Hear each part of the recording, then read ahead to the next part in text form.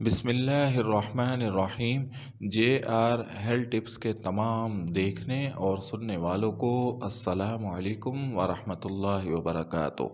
سامعین کرام، ماہ شعبان کے مقدس اور مبارک مہینے کے پہلی جمعرات اور جمعے کے مبارک دن کا وظیفہ بہترین اور مجرب عمل لے کر حاضر ہوا ہوں، جو کہ انتہائی مجرب اور پر اثر وظیفہ ہے اور پڑھنے والے کی تمام حاجتیں اور دعاؤں کو قبول کروا دینے والا نایاب عمل ہے۔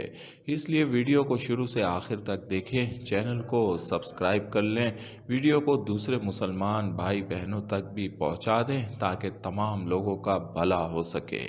سامعین کرام، ماہ شعبان رسول اللہ صلی اللہ علیہ وآلہ وسلم کا پسندیدہ ترین مہینہ ہے اور آپ صلی اللہ علیہ وآلہ وسلم اس مقدس مہینے میں بے انتہا عبادات، ذکر و اذکار اور نوافل ادا کیا کرتے تھے۔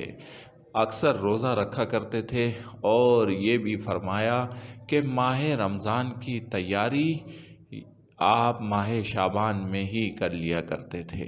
سامعین کرام، ہمیں بھی آپ صلی اللہ علیہ وآلہ وسلم کے طریقے مبارک پر عمل کرتے ہوئے اس مقدس مہینے میں جتنا ہو سکے عبادات کرنی چاہیے، ذکر و اذکار کرنا چاہیے اور نوافل اور جتنا طاقت ہو روزوں کی کثرت کرنی چاہیے۔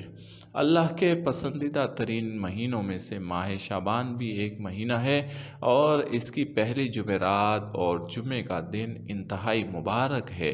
یہ وہ ساعتیں ہیں جس میں اللہ رب العالمین اپنے بندوں کی دعاؤں کو قبول فرماتے ہیں، اور جمعے کے تو بارے میں ویسے ہی فرمایا گیا ہے کہ جمعے میں ایک ایسی ساعت ہے، ایسے پل ہے، ایسے لمحات ہیں کہ جس میں دعا مانگنے والوں کی دعائیں رد نہیں کی جاتی اور اللہ رب العالمین انہیں سب کچھ عطا کر دیتا ہے جو اس کا بندہ اس سے مانگ رہا ہوتا ہے۔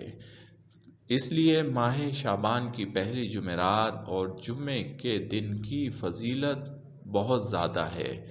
آپ کی اگر کوئی ایسی حاجت ہے جو ابھی تک پوری نہیں ہوئی، کوئی ایسی دعا ہے جو ابھی تک پوری نہیں ہوئی، آپ بے اولاد ہیں، صاحب اولاد ہونا چاہتے ہیں، رزق کی کمی بیشی کا شکار ہیں اور خوشحال ہونا چاہتے ہیں، اپنے گھر میں خیر و برکت چاہتے ہیں، اللہ کا فضل و کرم چاہتے ہیں، تو پھر یہ وظیفہ آپ کے لیے ہے۔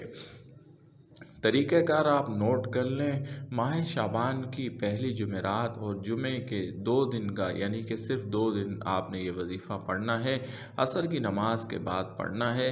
طریقہ کار یہ ہے، جمعرات کو عصر کی نماز کے بعد باوضو حالت میں بیٹھ جائیں، 11 بار درود شریف پڑھیں۔ 11 بار درود شریف پڑھنے کے بعد آپ نے 21 مرتبہ سورۃ الفاتحہ پڑھنی ہے اور پھر 21 بار آیت الکرسی پڑھنی ہے اور پھر 11 بار درود شریف پڑھ کر اللہ رب العالمین سے اپنے مقصد کے حصول کے لیے، اپنی حاجت روائی کے لیے اور اپنی خواہش کے لیے دعا کرنی ہے۔ گڑ گڑا کر دعا کریں۔